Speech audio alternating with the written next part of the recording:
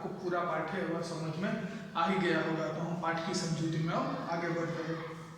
बालक: अरे सिंह तो अपना मुंह खोल, मुझे तेरे दांत गिनने हैं, मैं तेरे दांत गिनूंगा।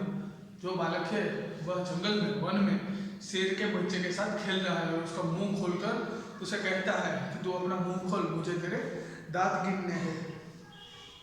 पहली तपस्विनी: ये हठीले बालक, तू वन के इन पशुओं को क्यों सताता है?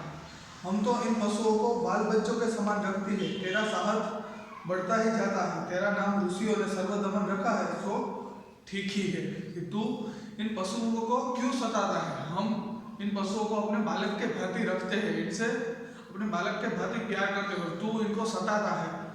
ऋषि मुनियों ने जो तेरा नाम सर्वदमन, सर्वदमन यानी कि सबको हराने वाला, सब पर विजय प्राप्त करने वाला, जो सर्वदमन रखा है वह उचित ही है। दुष्यंत: उनकी बातें सुनकर स्वयं से, जो राजा दुष्यंत थे वह पेड़ के पीछे छुपे हुए हैं और वह बालक और जो तपस्विनियां हैं उनकी बातें सुन रहे हैं। वह पेड़ के पीछे छुपकर अपने ही मन में बोलते हैं। कहा, क्या कारण है कि मेरा स्नेह इस बालक की ओर उमड़ सा आता है? कि ऐसा कौन सा कारण है कि इस बालक के प्रति, इस बालक को देखकर ही मेरे मन में इतना प्रेम उमड़ रहा है। दूसरी तपस्विनी: जो तू इस बच्चे को छोड़ न देगा तो सिंहनी तुझ पर दौड़ेगी। जो तूने इस शेर के बच्चे को छोड़ा नहीं, सिंह के बच्चे को तूने छोड़ा नहीं तो शेरनी तुझ पर वो दौड़ेगी। बालक मुस्कुराकर: ठीक है, सिंहनी का मुझे ऐसा ही डर है। मुंह चिढ़ाता है। तो बालक को जो सिंहनी है, जो शेरनी है, उससे डर नहीं लगता। वह मुंह चिढ़ाकर बोल देता है कि हाँ, मुझे शेरनी से बहुत डर लगता है। दुष्यंत आश्चर्य से: यह बालक अवश्य किसी तेजस्वी वीर का पुत्र है। इसका मुंह अग्नि के समान दमक रहा है। दुष्यंत है वह उस बालक को देख रहे हैं और वह अपने मन में बोलते हैं कि यह बालक जो है वह अवश्य ही किसी वीर का पुत्र होगा और इसके मुंह से जो अग्नि के जैसा जो तेज निकल रहा है उसे देखकर मुझे ऐसा ही लगता है कि अवश्य ही यह बालक है वह किसी तेजस्वी वीर का पुत्र होगा।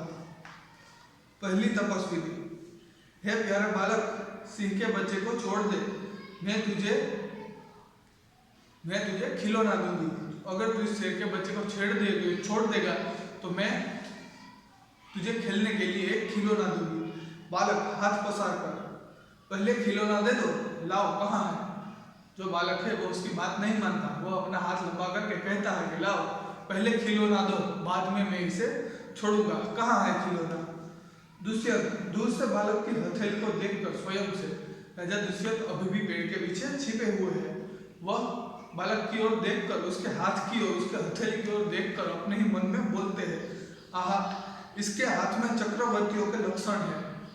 इस बालक के हाथ में जो रेखाएं है वह किसी चक्रवर्ती राजा के हाथ में जो रेखाएं होती है उसके समान है। उंगलियों पर कैसा अद्भुत झाल है और हथेली की शोभा प्रातः कमल को भी लज्जित कर रही है। इसकी उंगलियां और इसकी हथेली देखकर ऐसा लगता है कि यह सुबह सुबह खिले हुए कमल के फूल से भी ज्यादा कोमल है। अगर इसे कोई कमल का फूल देख ले तो उसको भी शर्म आ जाए, इतना सुंदर उसका हाथ और उसकी हथेलियां है। दूसरी तपस्विनी: हे सखी सुव्रता, यह बातों से न मानेगा। जहाँ मेरी कुटिया में ऋषि कुमार के खेलने के लिए मिट्टी का मोर रखा है उसे ले आ। जो पहली तपस्विनी है वह दूसरी से कहती है कि सुव्रता, वह दूसरी तपस्विनी का नाम है, कि जा तू मेरी कुटिया में से, कुटिया यानी कि झोपड़ी, मेरी कुटिया में से ऋषि कुमारों के खेलने के लिए मैंने वहाँ एक मिट्टी का मोर बनाया हुआ है, उस मोर को ले आ। यह बातों से मानेगा नहीं, यह शेर के बच्चे को छोड़ेगा नहीं। इसको मोर दूंगी तभी ये शेर के बच्चे को छोड़ेगा। जा तू वहां से कुटिया में से वो मोर ले आ। पहली तपस्विनी: मैं अभी लाती हूँ, जाती है और वह मोर के जो खिलौना है मोर का उसे लेने के लिए उसकी कुटिया में जाती है। बालक: तब तक मैं इसी सिंह के बच्चे के साथ खेलूंगा। यह कहकर तपस्विनी की ओर देखकर हंसता है। वह बालक कहता है कि जब तक वो मिट्टी का खिलौना तुम नहीं ले आती, मोर नहीं ले आती, तब तक मैं इसी शेर के बच्चे के साथ खेलूंगा। और तपस्विनी की ओर देखकर हंसने लगता है। दुष्यंत आफिया अपने ही मन में वो बोलता है, इस सुंदर बालक से खेलने को मेरा मन कैसा ललचाता है। इस सुंदर बालक के साथ खेलने के लिए मेरा मन बहुत है वह ललचा रहा है। धन्य है वो मनुष्य जो अपने पुत्रों को गोद में लेकर उनके अंक की धूलि से अपनी गोद मेली करते हैं।